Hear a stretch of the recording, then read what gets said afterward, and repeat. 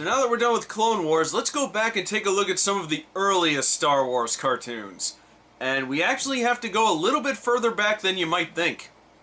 In 1978, there was the infamous Star Wars Holiday Special, a variety show that featured all your favorite Star Wars characters and a barrage of baffling and surreal, quote-unquote, entertainment segments. One of these was a short cartoon that was the official debut of Boba Fett. Well, despite his well-known hatred of the Holiday Special, George Lucas really loved this animated segment, so much so that he hired the production company that made it to create 2 animated series based on his ideas and characters. That company is famed Canadian production company Nelvana, who's no stranger to my review show with mixed results. Though to be fair, they were a big influence on the creation of the Clone Wars miniseries. C-3PO's design was based on his design in Droids, and remember the Nelvanians? Well, I don't think I need to explain where their name came from. Also, I heard there was supposed to be an episode that was a tribute to Rock and Roll, but the idea was later scrapped. Aw, man! I would have had a field day with that! But anyway, the result was 1984's short-lived Star Wars Droids and the oddly long Star Wars Ewoks, which is what we're looking at today. You know, I never minded the Ewoks. I mean, yeah, they were silly, but I'm shocked to see how many people hate Return of the Jedi just because of the Ewoks. Yeah, let's forget the showdown with Jabba the Hutt, Yoda's great death scene, the big finale with that huge space battle, Luke Skywalker's journey coming to an end, and all the other cool stuff in that movie. No, let's focus on the one weakest element and call it a bad movie. Anyone who dismisses Return of the Jedi just because of the Ewoks can go jump in the Sarlacc pit. But yeah, they were the most shamelessly marketable thing in that movie. Especially in the 80s, where there were plenty of cartoon characters like them. Not so much anthropomorphic crime fighters, we'll call these animal buddy shows. You know, the ones with a group of pint-sized animal characters that go on adventures and learn about friendship or whatever. There were shows like Care Bears, but there were a bunch of other shows just like it. The 80s were practically infested with the little varmints. So I think George Lucas knew about this and at some point probably said something like, "So, there are a lot of shows with these animal characters, yeah? Well, you know, we got our own animal-like characters, so, why don't we make our own show? Yeah. I'm George Lucas." So Ewoks was made, and it's got a top-notch theme song. We are the spirits from the forest grove. Genius! And so here we are in Ewok Village on the forest moon of Endor.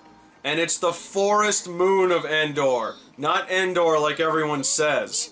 It's a common mistake, but I was surprised to hear it actually be made in the show. Come on, come all, to the greatest show on Endor. It's the forest moon of Endor. This is Endor. This is the forest moon of Endor. How the hell do you not know the name of the place where you live? Anyway, here are the Ewoks, many of which are actually characters from Return of the Jedi, though like many Star Wars characters, we never heard their official names in the movie. What's up with that?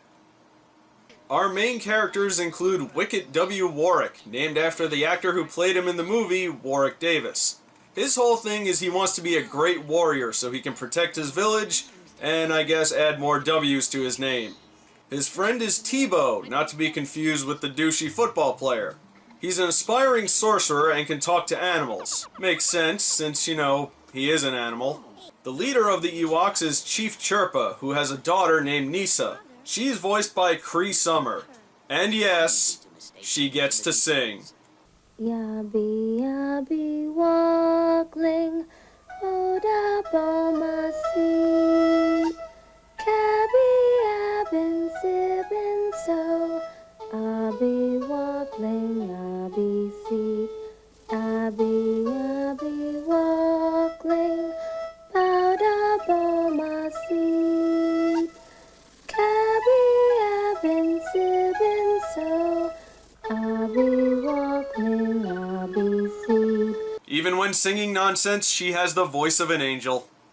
There's also Latara, who's Nisa's friend, and Master Logray, the village shaman. There are a bunch of other characters too, like other members of Wicket and Nisa's family, but that brings us to our first problem. Honestly, not too many other characters really stood out. They usually had one character trait like being tough or some other cliche like eating a lot. Whoa, this stuff's so heavy. You sure you'll have enough to eat here? The Tree of Light is almost a full day's journey. Oh, I hope so. There's always one. But other than that, they just sort of blended into the background. They left so little of an impression that when I was done watching the series, I couldn't even remember any names. Luckily, the main characters we follow, for the most part, were easy to distinguish. The Ewoks' most common adversaries are the Duloks, these furry green guys that live in the swamp and usually just try to mess up the Ewoks' good time.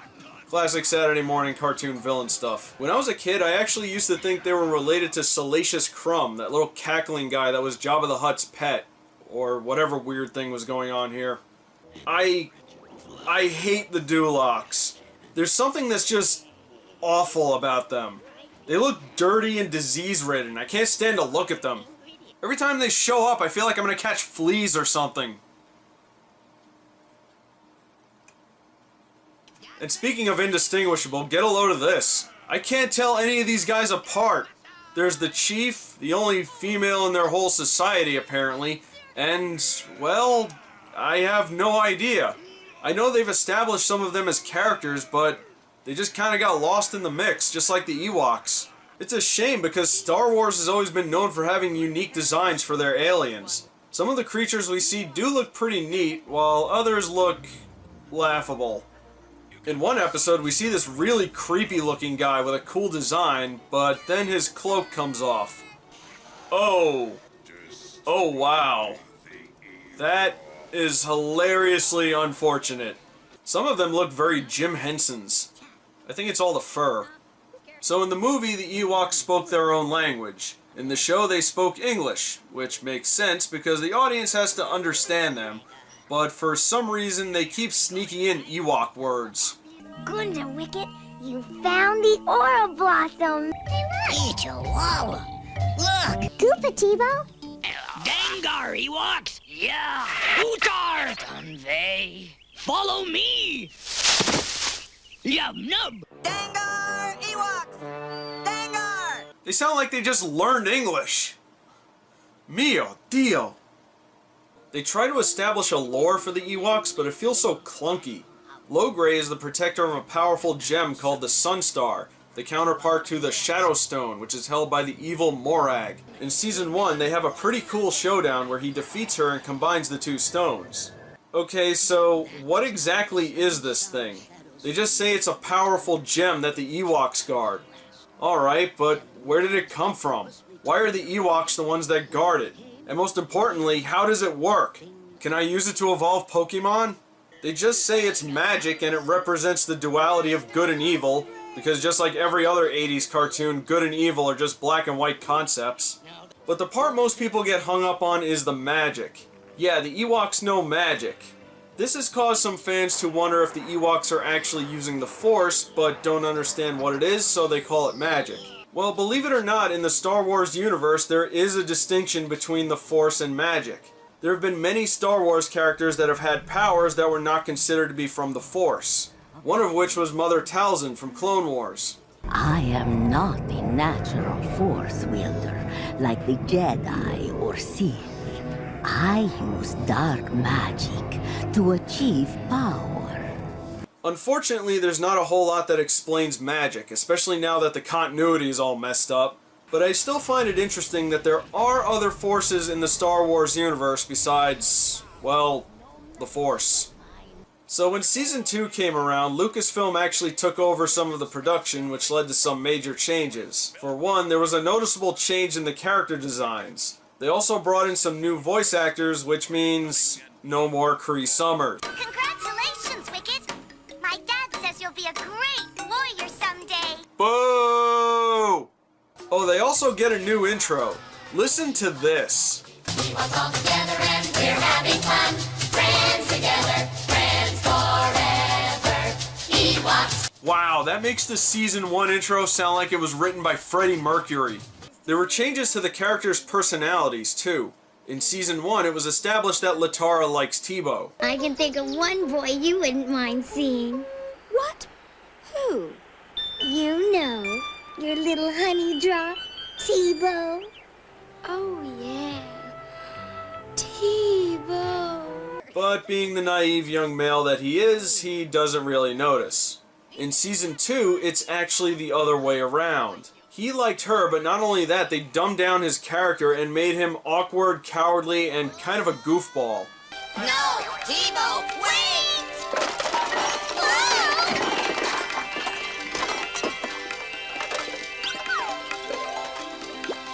Tebow!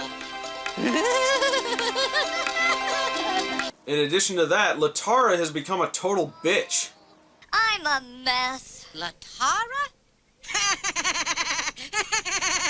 Well, you're the best-looking mess I've ever seen.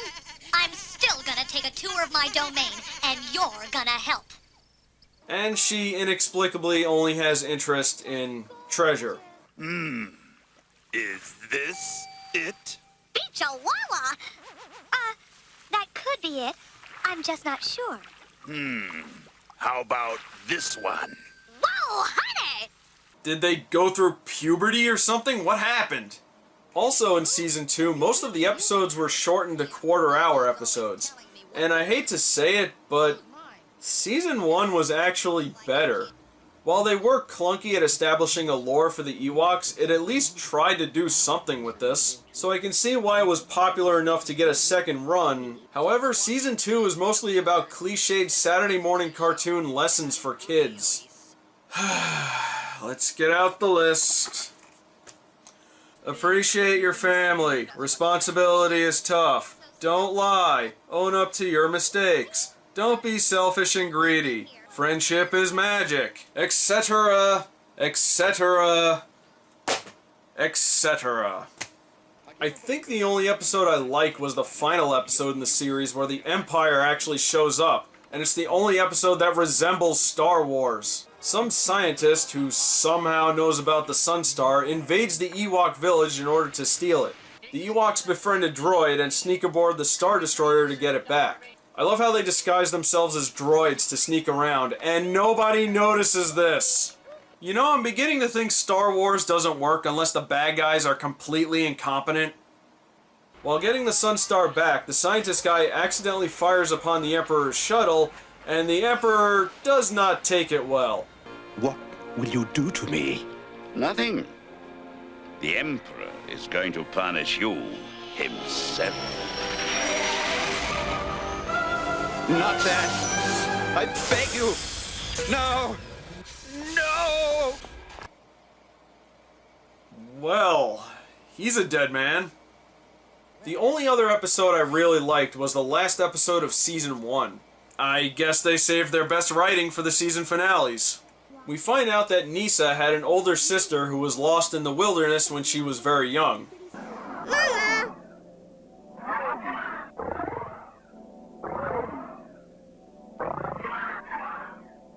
I was all alone when Father found me later.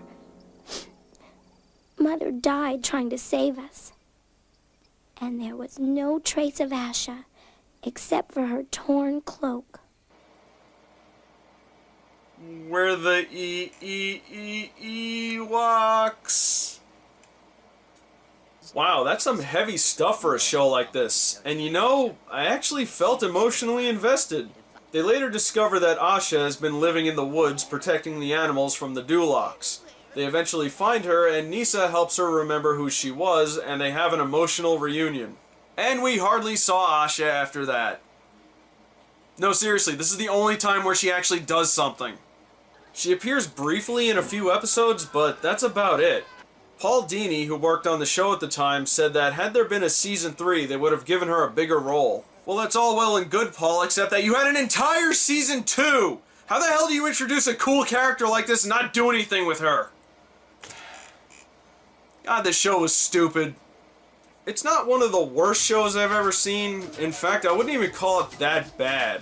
It's more incompetent than anything else. But there were some interesting ideas, and for the time, the animation was pretty good.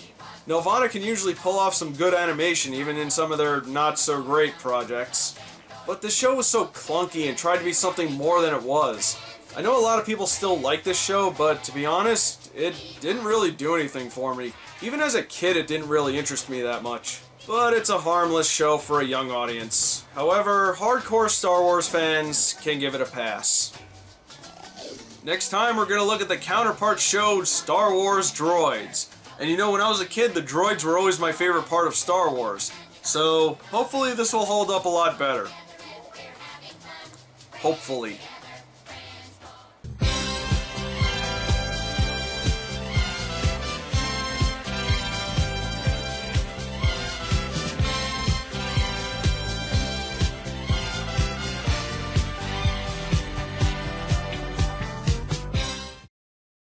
Dengar! Ewoks! Dengar! Shut up, Dengar.